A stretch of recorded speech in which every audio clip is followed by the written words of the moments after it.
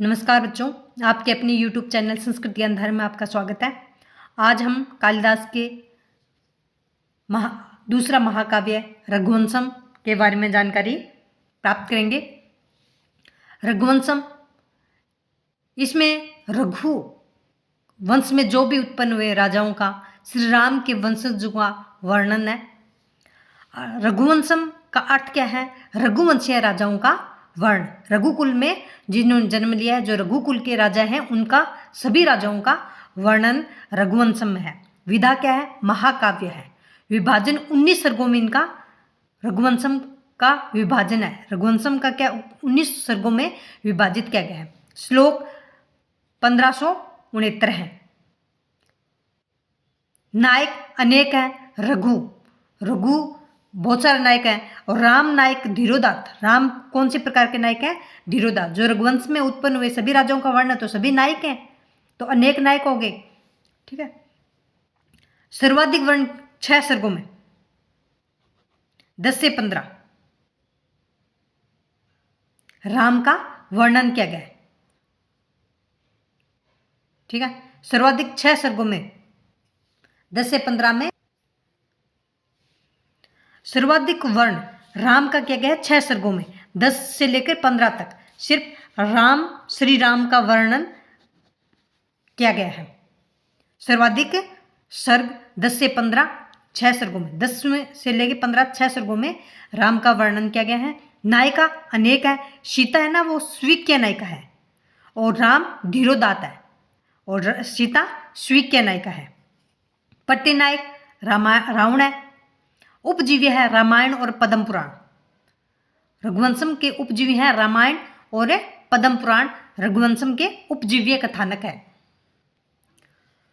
वर्ण रघुवंश में कुल 31 राजाओं का वर्णन किया गया है। रघुवंशम में कितने राजाओं का वर्णन किया गया है? 31 राजा, 31 राजाओं का वर्णन किया गया है रघुवंशम में।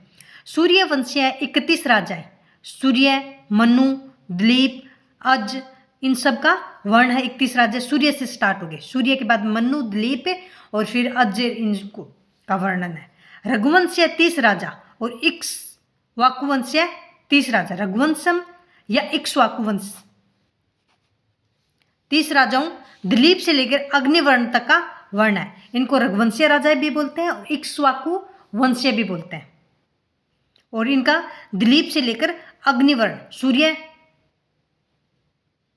और यहां से स्टार्ट होते हैं मनु से, 31 राजाओं का वर्णन किया गया है। अंतिम राजा कौन है? अग्निवर्ण है। और पहला राजा दिलीप से स्टार्ट होता है। दिलीप और सुदक्षिणा कामधेनु गाय की सेवा करते हैं, तब उन्हें संतान प्राप्त होती है। दिलीप से स्टार्ट होता है। और अंतिम राजा है अग्निवर्ण। कुल वर्णित पीढ़ियां हैं 29। इसमें वर्णित पीढ़ियां कितनी है? 29 पीढ़ियां हैं। क्रमशः दिलीप के बाद में दिलीप का पुत्र रघु का पुत्र अज का पुत्र दशरथ का पुत्र राम का पुत्र कुश का पुत्र अतिथि, फिर ऐसे ऐसे आगे चलते जाते हैं। तो दिलीप से स्टार्ट होता है और अग्निवर्ण अंतिम राजा है।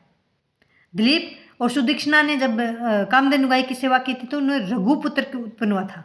रघु से अज को से दशरथ से राम, लक्ष्मण, कुश, वो राम, लक्ष्मण, शत्रुघ्न और भरत, ये 4 पुत्र थे। और राम का पुत्र था कुश का पुत्र था अतिथि। बड़ा बेटा बनता है ना राजा। तो ऐसी ही पीढ़ी चल रही है। सर्ग संख्या और राजा देखते हैं। 1 से लेकर 9 तक सर्ग में 9 संख्या हो गई। इसमें 4 राजाओं का वर्णन है, दिलीप, रघु, अज और दशरथ। 1 से लेकर 9 सर्ग तक 4 राजाओं का वर्ण है, दिलीप, रघु, अज, दशरथ। और 10 से 15 में 6 सर्गों में किसका वर्णन है? श्री राम का। सर्वाधिक वर्ण किसका है? श्री राम का। एक ही राजा श्री राम का वर्णन है 6 सर्गों में। ये भी क्वेश्चन बन सकता है, रघुवंश में सब सर्वाधिक वर्ण कौन से राजा का है? तो श्री राम का सर्वाधिक वर्ण है। और कौन कौन से सर्गों में होता है? 10 से लेकर 15 और 6 सर्ग होते हैं। और 16 से 17 सर्ग में 2 राजाओं का वर्ण है, 2 सर्ग संख्या। और इसमें कुश का कितने सर्ग में वर्ण है? 2 सर्ग में कुश का वर्ण। और इनके पिता राम का वर्ण 6 सर्गों में। 18वें सर्ग में है, सर्ग संख्या 1 है, इसमें 23 राजाओं अतिथि से लेकर सुदर्शन, कुश के पुत्र अतिथि से लेकर सुदर्शन तक वर्ण 23 राजाओं का वर्णन किया गया 18वें सर्ग में। 19वें सर्ग में एक सर्ग है 19वां, तो इसमें अग्निवर्ण, अंतिम राजा ना अग्निवर्ण, तो इनका वर्ण है। और ये क्या थे, विलासी थे, क्षय रोग से इनकी मृत्यु हो गई। ये भोग विलास में ज़्यादा है इनको दिखाया गया, तभी तो आग कुछ नहीं, सर्वश्रेष्ठ राम, तो इनका सर्वाधिक वर्णन है। फिर उनके पुत्र कुश, फिर आगे देखो 2300 को एक सर्ग में कंप्लीट कर दिया। फिर 19वें सर्ग में अग्निवर्ण का वर्ण है, ये इनका वर्ण बताया गया, ये विलासी थे, उनके क्षय रोग के कारण इनकी मृत्यु हो गई थी। तो सर्वाधिक राजाओं का वर्णन कौन से सर्ग में है, 18वें सर्ग में 23 राजाओं का अतिथि से लेकर सुदर्शन तक राजाओं का वर्णन किया गया 18वें सर्ग में। अंगिरस, अंगिरस क्या होते हैं, शांत रस। शांत रस में रघुवर्ण, वशिष्ठ आदि मुनि, आश्रम वर्ण, जीवन की आसरता, ये शांत रस होता है। जब रघु का वर्णन किया गया है, विशिष्ट आदि मुनियों का वर्णन किया गया, वो भी शांत रस है। आश्रम का वर्णन भी शांत है, जीवन की आसारता भी शांत रस में है। श्रृंगार रस में अज और इंदुमती का प्रसंग और अग्निवर्ण का वर्ण भी श्रृंगार रस में होता है। जब अज और इंदुमती का स्वयंवर होता है। वीर रस, अज राम आदि के युद्ध का प्रसंग, अज और राम ने जो युद्ध किया है उसके प्रसंग का वर्णन वीर रस में आता है। करुण रस में अज विलाप और सीता का परित्याग, अज का विलाप और सीता का परित्याग है, ये करुण रस में आते हैं। रीति है वेदर्भी, गुण है प्रसाद और माधुर्य, प्रसाद और माधुर्य गुण है। मंगलाचरण है नमस्कारात्मक, रघुवंश का मंगलाचरण नमस्कारात्मक है। श्री राम को अपन नमस्कार करते हैं तो याद रखना रघुकुल को अपन नमस्कार करते हैं, तो इनका मंगलाचरण होगा नमस्कारात्मक। शिव पार्वती को नमस्कार किया गया इसमें, स्टार्टिंग में शिव पार्वती जी को नमस्कार करके इस काव्य की रचना की गई है। वागार्थ इव संप्रकृते वागार्थ प्रतिपते जगत पितरो वंदे पार्वती परमेश्वरों। तो इसमें शिव और पार्वती को नमस्कार करके कालिदास ने इस महाकाव्य की रचना स्टार्ट की है। उनको नमस्कार किया है कि मेरे इस काव्य को निर्विघ्न पूरा करें, कोई भी इसमें बाधा ना आए, मैं अच्छे से इस काव्य को पूर्ण करूं। तो इसमें रघु ऐसे भी याद रखते हैं कि रघुकुल श्री राम को अपन नमस्कार करते हैं, तो ये इसका मंगलाचरण नमस्कारात्मक होगा। शिव पार्वती जी को भी नमस्कार करते हैं, तो वागार्थ व्यू संप्रकृति इससे स्टार्ट होती है।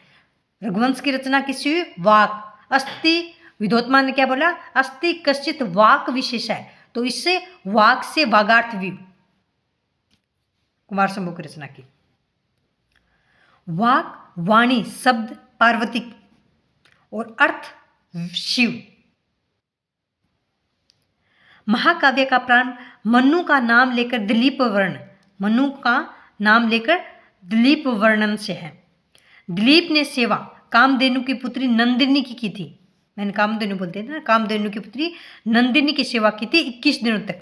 और इनकी पत्नी सुदीक्षणा, दिलीप और इनकी पत्नी सुदीक्षणा ने मिलकर कामधेनु की पुत्री नंदिनी की सेवा 21 दिनों तक 21 डेज तक की। और परीक्षा हुई इनकी 22वें दिन परीक्षा ली गई नंदिनी ने, कामधेनु शेर बन के आती है वो, और दिलीप को शाप दिया था कामधेनु ने, और भी इनके संतान उत्पन्न हुए, कामधेनु ने शाप दिया था। तो किस विशिष्ट ऋषि ने बताया था कि आप कामधेनु की पुत्री नंदिनी की सेवा करो तो आप इस शाप से मुक्त हो जाओगे। तब दिलीप और सुदीक्षणा ने 21 दिनों तक नंदिनी गाय की सेवा की थी। परीक्षा 22वें दिन, 21 दिन तो ये सेवा करते हैं, और 22वें दिन शिव के अनुसार कुंभोदर द्वारा, शिव के अनुचर कुंभोदर द्वारा सिंह के रूप में थे। वस्तुतः परीक्षा नंदिनी द्वारा ही ली गई थी, नंदिनी गाय ये परीक्षा ले रही थी। दिलीप की पत्नी है सुदीक्षणा, इंदुमती की प्रतिहारी सुनंदा स्वयंवर में राजाओं का वर्णन करती है। इंदुमती की प्रतिहारी सखी है वो सुनंदा स्वयंवर में राजाओं का वर्णन करती है सुनंदा। दिलीप का वर्ण प्रथम सर्ग में है, गौ सेवा का वर्ण 2 सर्गों में है। दूसरे सर्ग में रघु की दिग्विजय विश्वजित यज्ञ सर्वस्व दान, चौथे सर्ग में है। रघु ने जो दिग्विजय की थी और विश्वजित यज्ञ किया था, सर्वस्व अपना दान कर दिया था, वो वर्णन है चौथे सर्ग में। वर्तंतु का शिष्य कोत्स 14 करोड़ स्वर्ण मुद्रा गुरु दक्षिणा के लिए रघु से चाहता है। वर्तंतु का शिष्य कोत्स है ना, वो 14 करोड़ स्वर्ण मुद्रा गुरु दक्षिणा के रूप में रघु से चाहता है। फिर रघु ने कुबेर पर आक्रमण किया था, ये स्टोरी है इसमें। रघु कोत्स संवाद कौन किस में होता है? 5वें स्वर्ग में, कि आप मुझे 14 करोड़ स्वर्ण मुद्रा दो। तो इंदुमती स्वयंवर, इंदुमती अज विवाह 6ठे सर्ग में होता है। इंदुमती और अज का विवाह कौन से सर्ग में होता है? 6ठे सर्ग में होता है। संचारणी दीपशिखे और रात्रो, इस श्लोक के आधार पर दीपशिखा कालिदास नाम पड़ा है।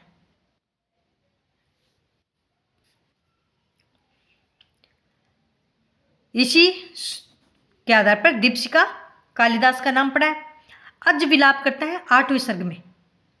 जब इंदुमती की मृत्यु हो जाती है तो अज विलाप किस में करते हैं? 8वें सर्ग में करते हैं। टीका संजीवनी टीका लिखी है मल्लीनाथ ने। कुल 40 टीका है, लघुत्री में स्थान है।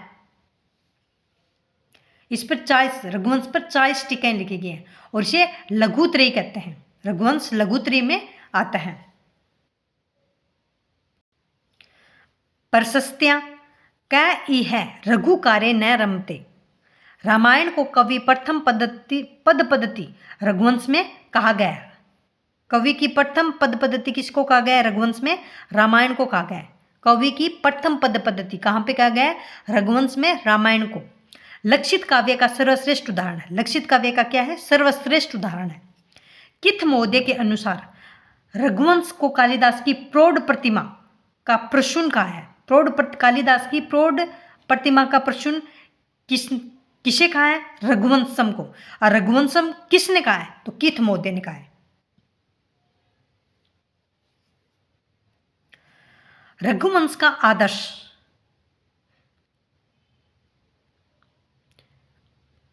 शेषवे अभ्यस्त विधानाम यो ने विशेष्याणाम वार्धक्य मुनिवर्तिनाम योग अंते तनु तजाम। इसमें 4 आश्रमों का सुंदर वर्णन किया गया है कि पहले शेषावस्था, फिर यौवन, इन सब की विशेषताएं बताई गई हैं कि क्या